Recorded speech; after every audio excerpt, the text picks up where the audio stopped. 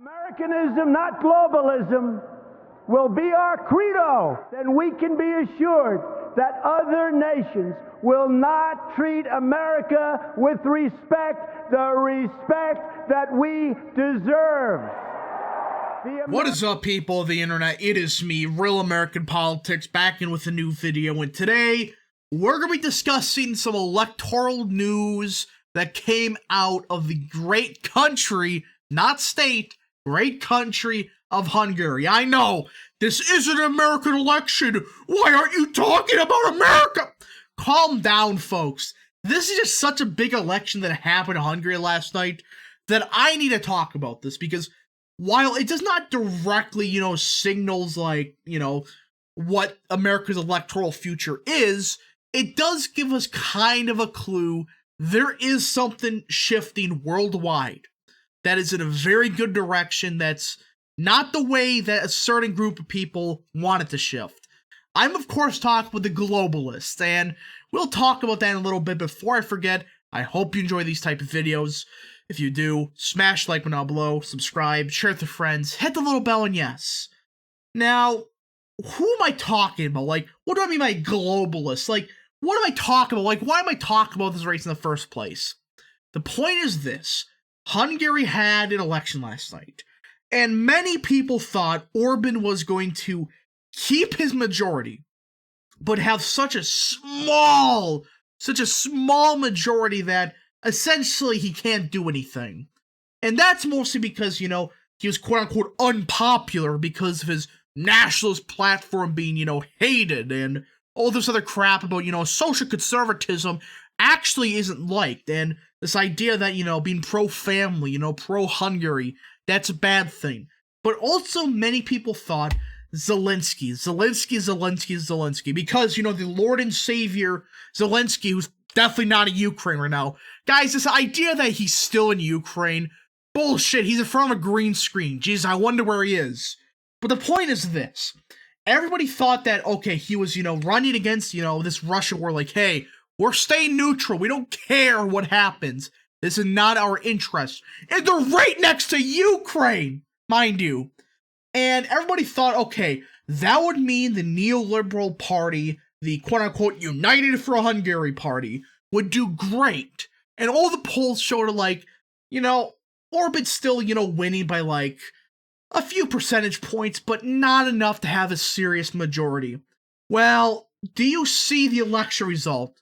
This was an absolute embarrassment for the neoliberals, for the globalists, what do you want to call these people? These people are just globalists. They're anti-person, or anti-American, anti-nationalists. They're just all the bad things. They got crushed. I mean, this party united. Like, before they had around, I think it was like 5 parties they united into one party. If you did the math, they got around 45% of the vote in 2018. That was before they formed. This time, when they ran as, a EU shill, as a Ukrainian shill, all of that, they only won 35%. Down from like 45%. Just in 4 years. I mean, this was an embarrassment. And I think the leader lost his own election. I'm pretty sure, by the way. The leader lost his own election. It was a clown show. But the point is this. Orban not only didn't lose seats, he gained a couple seats.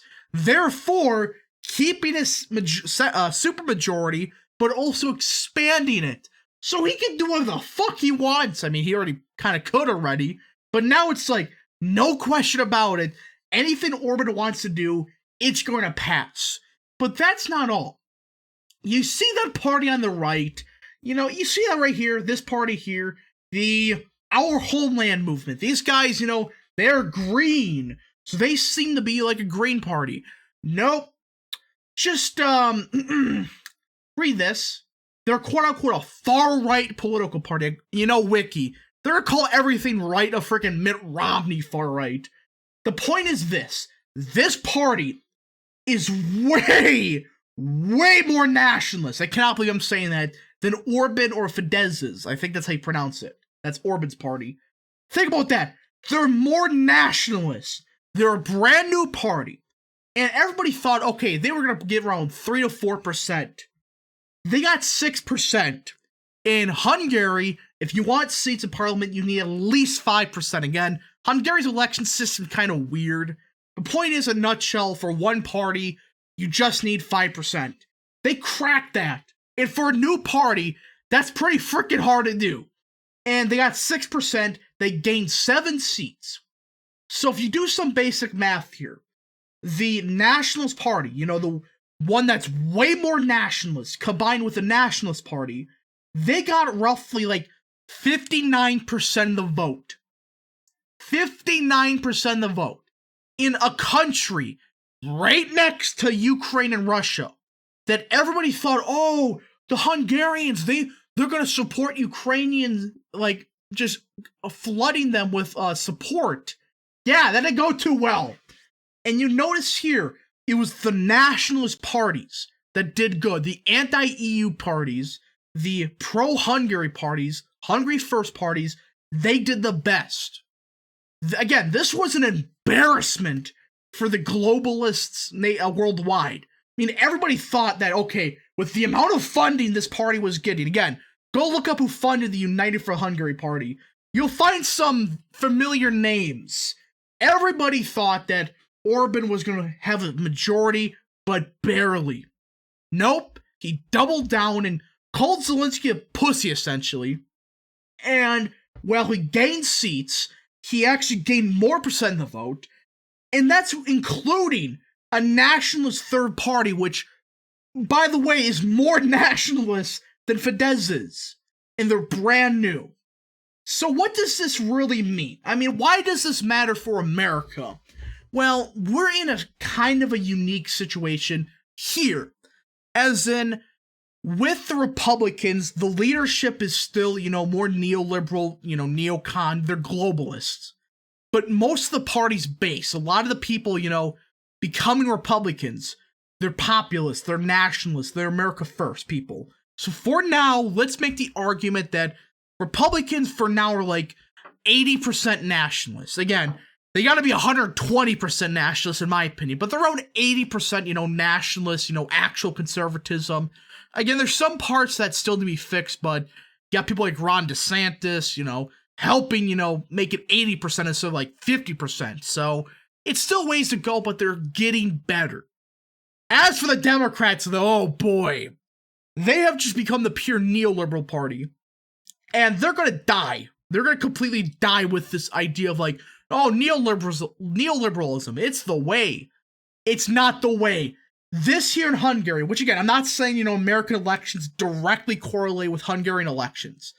If a nationalist party that's, running on neutrality with Russia and Ukraine, does this good, right next to Ukraine, how do you think voters in America are going to feel about the Ukrainian conflict? I want to tell you, sure, there's like 40% that are just idiots about it, but around 60% of people, with a brain, and you tell some of that 40% some of the truth, it's closer to 70-30 that they don't give a flying fuck what happens in Ukraine. They don't care. I'm sorry to sound like that, but that's the truth.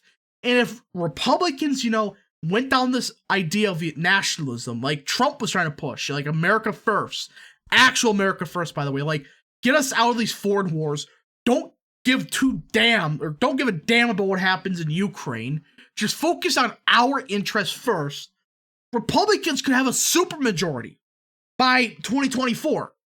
And Hungary, Serbia, they're all proving that this idea of neoliberalism is dying. They're proving this. All of them are having elections. All the neoliberal parties are dying. And here in America, we've saw the last, year and a half or so. Well, I would say just year.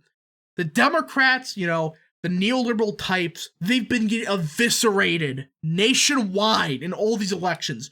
Virginia, New Jersey, all those local Texas races, all those local Connecticut races, they've been getting demolished. If Republicans actually, try to push this a nationalist agenda, like, hey, let's put Americans first, not some random country first, they could have a serious supermajority of the vote for years. Because a supermajority of Americans actually believe that. Of course, there's 30% that hate America, even though they're Americans. And most of them are, you know, wealthier people. But the point is this, it's people that are out of touch. That's the 30%. Versus 70% of Americans who want to put America first. That are actual, you know, people that actually have lives. That actually, you know, suffer through all this neoliberal agenda for the past 20 years. Republicans need to capitalize that. But anyways, I hope you enjoyed this quickish video. If you did, smash the like button down below, subscribe, share it with friends, hit the little bell, and yes, thank you guys so much for watching. We'll see you guys in the next video. Godspeed to all of you.